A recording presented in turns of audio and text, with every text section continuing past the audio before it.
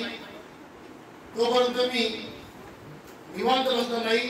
मी गुरुजन वर्ग आणि माझ्या मित्र मैत्रिणींनो, पदोपदी पासून निघाले आपल्यासाठी, होऊन या बेभान धावले भारत मातेसाठी। पदोपदी पासून निघाले आपल्यासाठी, होऊन या बेभान धावले भारत मातेसाठी। कधी न थांबले विश्रांतीस्तव पाहिले ना मागे, संघर्षातून टिळकांनी विणले स्वातंत्र्याचे धागे। कधी न थांबले विश्रांतीस्तव पाहिले ना मागे, संघर्षातून टिळकांनी विणले स्वातंत्र्याचे धागे। आभार जरी कोसळले तरी मी त्याच्या छातीवर पाय रोवून उभा राहीन, असे ठणकावून सांगणारे। तसेच स्वराज्य हा माझा जन्मसिद्ध हक्क आहे आणि तो मी मिळवणारच, अशी सिंह गर्जना करणारे दुर्दम्य पुरुष म्हणजे लोकमान्य बाळ गंगाधर टिळक होत। टिळकांचा जन्म 23 जुलै 1856 रोजी महाराष्ट्रातील रत्नागिरी जिल्ह्यातील चिखलगाव येथे झाला। बाळाचे नाव पाळणे केशव ठेवण्यात आले, पण आई लाडाने बाळ म्हणायला लागली आणि त्याच नावाने हे बाळ जगप्रसिद्ध झाले। बालला त्याचे वडील बालला गंगाधर पंत गणित शिकवत, तेव्हा रत्नागिरीतले लोक गुरुजींचा बाला याच नावाने ओळखत। बालला त्याचे वडील पहाटे पहाटे उठून संस्कृत श्लोक पाठ करून घेत, इतर ग्रंथांचा परिचय करून देत। घरी कोणी पाहुणा आला की गंगाधर पंत बालला गणित सोडवायला सांगायचे। बालही तोंडीच ते गणित सोडवत असे। ते लहानपणापासूनच अत्यंत हुशार होते। गणित हा त्यांचा आवडता विषय होता। संस्कृत भाषा त्यांना खूप आवडायची। टिळकांना अन्यायाविरुद्ध चीड होती। त्यांची बंडखोरी वृत्ती आणि कणखरपणा लहानपणापासूनच दिसत होता। मी शेंगा खाल्ल्या नाहीत म्हणून मी छड्याही खाणार नाही, असे निर्भीड उत्तर देण्याची धमक त्यांच्यात होती। वर्षांची असतानाची गोष्ट। बालहोळीच्या लेखनामध्ये संत शब्द 3 वेळा आला। बाळाने तो 3 प्रकारे लिहिला। शिक्षकांनी एक शब्द बरोबर दिला, इतर 2 शब्द चूक दिले। तेव्हा 12 वर्षांचे टिळक आपल्या न्यायासाठी शिक्षकांना घेऊन हेडमास्तरांकडे गेले। हेडमास्तरांनी बाळाचे 3ही शब्द बरोबर ठरवले। दिसतात त्या उटकीप्रमाणेच लहानपणापासूनच या तेजस्वी सूर्याचे तेज चमकू लागले। एकदा गुरुजी वर्गात गणित शिकवत होते। सर्व मुलांनी दिलेली उदाहरणं वहीमध्ये लिहिली आणि सोडवायला सुरुवात केली। टिळकांनी मात्र एकही उदाहरण वहीमध्ये लिहिले नाही। गुरुजींनी टिळकांना विचारले, तेव्हा टिळकांनी वहीमध्ये न लिहिता सर्व उदाहरणं उत्तरासहित अचूक सांगितली। टिळक इतके बुद्धिमान होते। बुद्धीमुळे शिक्षक त्यांना सूर्याचे पिल्लू असे म्हणत। वयाच्या 16व्या वर्षी टिळक मॅट्रिकची परीक्षा उत्तीर्ण झाले। उच्च शिक्षणासाठी त्यांनी पुण्याच्या डेक्कन कॉलेजला प्रवेश घेतला। 1876 साली टिळक BA ची परीक्षा उत्तीर्ण झाले। पुढे त्यांनी LL.B पर्यंत मजल मारली व ते वकील झाले। मध्ये असताना टिळकांनी गोपाळ गणेश आगरकर व विष्णुशास्त्री चिपळूणकर यांच्या मदतीने न्यू इंग्लिश स्कूलची स्थापना केली आणि 1885 मध्ये फर्ग्युसन कॉलेज चालू केले। या कॉलेजचा मुख्य उद्देश राष्ट्रीय शिक्षणाचा प्रसार करणे व तरुणांना नवीन प्रेरणाशक्ती देणे हा होता। या कॉलेजमध्ये टिळक पगार न घेता काम करू लागले।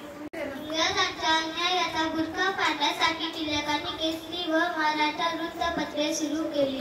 गोरगरिबांवर अन्याय करणाऱ्या गोऱ्या सरकारचे डोके ठिकाणावर आहे का? राज्य करणे म्हणजे सूट घेणे नव्हे। देशाच्या दुर्दैव अशा जळजळीत अग्रलेखातून ठणकावले। त्याचबरोबर लोकांनी एकत्र यावे आणि त्यांच्या मनातील राष्ट्रीयत्वाची भावना निर्माण व्हावी, यासाठी त्यांनी सार्वजनिक गणेश उत्सव व शिवजयंती उत्सव सुरू केले। 1896 मध्ये महाराष्ट्रात मोठा दुष्काळ पडला होता। टिळकांनी शेतकऱ्यांना संघटित येण्याचे आवाहन केले, त्यांच्या हक्कांबद्दल जागृत केले आणि वर्तमानपत्राद्वारे सरकारला त्यांच्या हक्काची जाणीव करून दिली। 1897 साली पुण्यात आलेल्या प्लेगच्या साथीच्या काळात टिळकांची भूमिका महत्त्वपूर्ण ठरली। देशकार्य म्हणजे देवकार्य हा विचार त्यांनी भारतीयांच्या मनात रुजवला। लॉर्ड कर्झन यांनी 1905 मध्ये बंगालची फाळणी केली। या फाळणीविरुद्ध संपूर्ण देशात आंदोलनाचा भडका उठला। त्याचे नेतृत्व लोकमान्य टिळक, लाला लजपतराय, भीमचंद्र पाल यांनी केले। त्याच वेळी या ठिकाणा लाल बाल पाल म्हणून प्रसिद्धी मिळाली। त्या चळवळीतून टिळकांचे नेतृत्व राष्ट्रीय स्तरावर प्रस्थापित झाले। टिळक राष्ट्रीय नेते बनले. टिळकांच्या अग्रलेखनामध्ये जनतेच्या मनात आपल्याविषयी असंतोष निर्माण होत आहे हे पाहून इंग्रजांनी टिळकांविरुद्ध राजद्रोहाचे खटले भरले आणि त्यांना 6 वर्षाची शिक्षा ठोठावली. मंडालेच्या तुरुंगात असताना टिळकांनी भगवद्गीतेवरील गीता रहस्य हा ग्रंथ लिहिला. 8 जून 1914 या दिवशी मंडालेच्या कारागृहातून टिळक सुटले आणि पूर्वत आपले काम चालू केले. 1916 साली टिळकांनी डॉक्टर आणि बेंझट यांच्या सहकार्याने होमरूल लीग संघटनेची स्थापना केली. तसेच हिंदी भाषेला राष्ट्रभाषेचा दर्जा मिळायला हवा याकरिता सर्वात आधी पुढाकार टिळकांनीच घेतला. टिळकांना वेद, धर्मशास्त्र, गणित, कायदा, विज्ञान या विषयात गती होती. टिळकांनी आर्यांचे वसतिस्थान, शास्त्रीय पंजाब, गीता रहस्य असे ग्रंथ लिहून आपल्या विद्वत्तेचा परिचय घडविला. टिळकांनी आपले तन व धन प्रामुख्याने राजकीय चळवळीकडे लावले असले तरी सुद्धा राजकीय कार्याबरोबरच त्यांची सामाजिक कार्य सुद्धा चालू होती. सुरत काँग्रेस नंतर त्यांनी दारूबंदीची चळवळ सुरू केली. दारूबंदीवर लेख लिहून त्यांनी व्याख्यानही दिला. टिळकांनी पैसा मंडळी संस्था स्थापन करून लाखो रुपयांचा निधी सामाजिक हितासाठी जमा केला.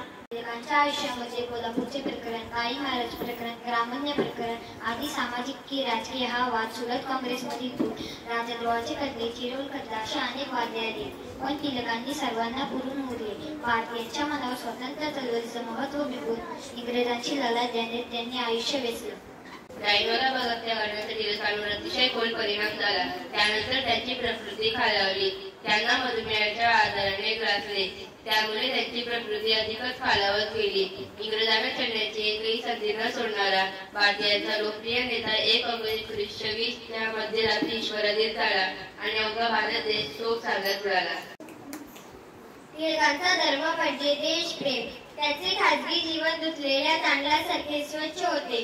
टिळकांच्या त्यागाला तोड नाही, त्यांच्या धैर्याला सीमा नाही, त्यांच्या बुद्धितेजाला आव्हान देणारा जगात कोणी नाही. भीष्माचा दृढ निश्चय आणि कृष्णांचा मुत्सद्दीपणा हे त्यांचे आदर्श होते. ग्लानीभोवती भारताला हा महात्मा खरोखरच चेतना देऊन गेला. कलियुगातल्या राजकारणाचा हा मुत्सद्दी कृष्ण कलियुगातल्या अनेक शिशुपालांची रडून गेला. म्हणून लोकमान्य टिळकांविषयी एवढेच म्हणेन, राष्ट्रप्रेम आणि स्वार्थ त्यागी त्यांची ओळख, राष्ट्रप्रेम आणि स्वार्थ त्यागी त्यांची ओळख. इंग्रजांचे कर्दमकाळ लोकमान्य टिळक, इंग्रजांचे कर्दमकाळ लोकमान्य टिळक. लोकमान्य टिळकांना माझे विनम्र अभिवादन. जय हिंद.